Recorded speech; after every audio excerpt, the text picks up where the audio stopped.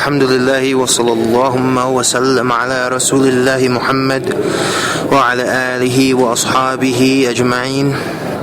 أما بعد. Continuing with our series of durus in Al-Usul Al-Thalatha by Shaykh al-Islam Al-Mujaddid Muhammad ibn Abdul Wahhab rahimahullah. Last time we took the saying of the author rahimahullah, the third principle, that whoever obeys the messenger and singles out Allah in worship, then it is not permissible for him to take as an ally those who oppose Allah and His messenger. Today we're continuing with the saying of the author, اعلم أرشدك الله لطاعته.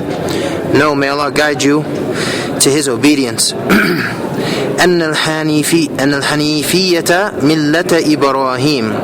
That Hanifiyah is the religion of Ibrahim alayhi salam. And the meaning of Hanifiyah in the language is leaning. And in the context of the Sharia, it means directing one's worship towards Allah and turning away from all those besides Him.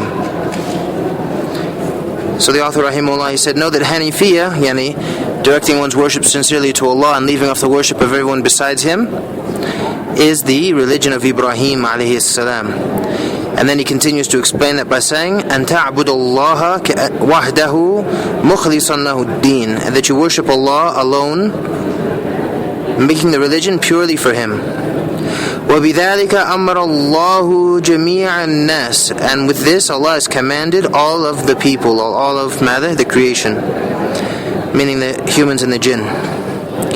وَخَلَقَهُمْ لَهَا, and He created them for that purpose, singling Him out in worship. كما قال تعالى, as in the saying of Allah Ta'ala, وَمَا خَلَقْتُ الْجِنَّ وَالْإِنسَ إِلَّا لِيَعْبُدُونَ, and I did not create the jinn and mankind except to worship me, or except for my worship. And the Shaykh rahimahullah, he continues by explaining this ayah saying, وَمَعْنَا يَعْبُدُونَ يُوَحِّدُونَ, and the meaning of worshipping is singling out in worship. Where does the Shaykh get that?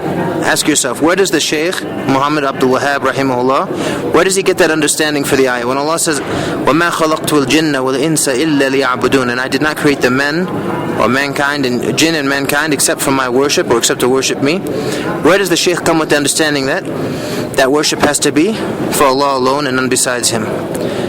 قال الله تعالى فَمَنْ يَكْفُرْ بِالطَّاغُوتِ وَمَنْ يَكْفُرْ بِالطَّاغُوتِ وَيُؤْمِنْ بِاللَّهِ فَقَدْ اسْتَمْسَكَ بِالْعُرْوَةِ الْوُثْقَى لَا انْفِصَالَ لَهَا. So whoever disbelieves in the Taghut, meaning everything which is worshipped besides Allah, all the false deities, whoever disbelieves in the Taghut and he believes in Allah, then he has grasped the most trustworthy handhold that never breaks.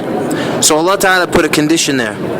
In order for one to be truly grasping the trustworthy handhold that never breaks, al-urwatul wuthqa, he has to fulfill this condition, that is, disbelieving in the Taghut before believing in Allah. So it's not sufficient to believe in Allah and believe in other deities besides Him. It's not sufficient to worship Allah and worship other deities besides Him.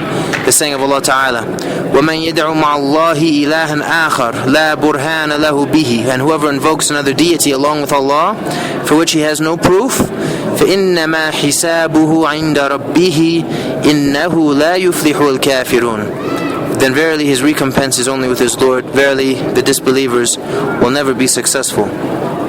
So we benefit from these ayat that the meaning of La ilaha illallah is a negation. La ilaha, there is no deity, meaning no deity deserving of worship, no deity deserving to be a deity, illallah, except for Allah Ta'ala. That says, Allah Ta'ala mentions in Surah Al-Hajj, ذَلِكَ بِأَنَّ اللَّهَ هُوَ الْحَقِّ وَأَنَّ مَا يَدْعُونَ مِن دُونِهِ الْبَاطِلِ. And in Surah Luqman, ذَلِكَ بِأَنَّ اللَّهَ هُوَ الْحَقِّ وَأَنَّ مَا يَدْعُونَ مِن دُونِهِ هُوَ الْبَاطِلِ. One is in Surah Al-Hajj, the other in Surah Luqman. I might have gotten mixed up. So the shahid is, Allah is Al-Haqq, and that which they invoke besides Allah is falsehood. So understand that there are other deities besides Allah, like in the saying of Allah Ta'ala, وَمَنْ يَدْعُ مَعَ اللَّهِ إِلَهًا آخَرَ. Whoever invokes along with Allah another ilah, another God. There are other gods besides Allah, not meaning creators. There are no creators besides Allah, but there are gods, meaning deities, objects of worship, things which are worshipped besides Allah, but those deities are false deities. ذَلِكَ بِأَنَّ اللَّهَ هُوَ الْحَقِّ. That's because Allah is al-Haqq. وَأَنَّ مَا يَدْعُونَ مِن دُونِهِ الْبَاطِلُ. And that which they are invoking besides Him is falsehood. So Allah is the truth, meaning the true deity, the one who truly deserves to be worshipped. And everything which is worshipped besides Him is falsehood. The Shaykh, rahimahullah, he continues by saying, وَأَعْظَمُ مَا أَمَرَ اللَّهُ بِهِ التَّوْحِيدُ. The greatest of that which Allah has commanded is Tawheed. وَهُوَ إِفْرَادُ اللَّهِ بِالْعِبَادَةِ. So memorize that. This is the definition of Tawheed in the Sharia context. That is, singling out Allah with all worship. إِفْرَادُ اللَّهِ بِالْعِبَادَةِ. And that's the greatest of the commandments that Allah Ta'ala has commanded us with. If one does not establish Tawheed before establishing the other acts of worship will not be accepted from him. The saying of Allah Ta'ala, وَلَقَدْ أُوحِيَ إِلَيْكَ وَإِلَى الَّذِينَ مِن قَبْلِكَ لَإِنْ أَشْرَكْتَ لَيَحْبَطَنَّ عَمَلُكَ وَلَتَكُونَنَّ مِنَ الْخَاسِرِينَ. It has been revealed to you, meaning O Muhammad, as it was revealed to those who came before you, meaning the prophets, all the prophets, لَإِنْ أَشْرَكْتَ, that if you commit shirk, لَيَحْبَطَنَّ عَمَلُكَ, your deeds will be nullified, وَلَتَكُونَنَّ مِنَ الْخَاسِرِينَ, and you will surely be from the losers. So if one commits shirk, that's a nullification of his deeds. So understand that the greatest of the commandments which Allah Ta'ala has commanded us with is Tawheed. The acceptance of the rest of our deeds is based on that. So the one who has Tawheed, his deeds are eligible to be accepted if the other conditions are in place, which vary from deed to deed. Whereas the one who does not have Tawheed, his deeds will never be accepted even if he comes with all the other conditions.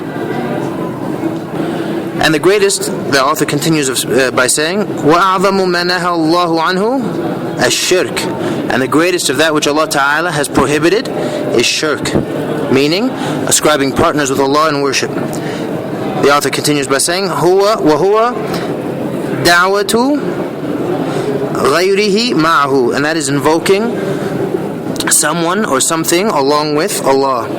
And that's not the definition of shirk. Rather, the definition of shirk is صرف العبادة لغير الله, as will come later in the book. It is directing an act of worship to other than Allah. That's the definition of major shirk.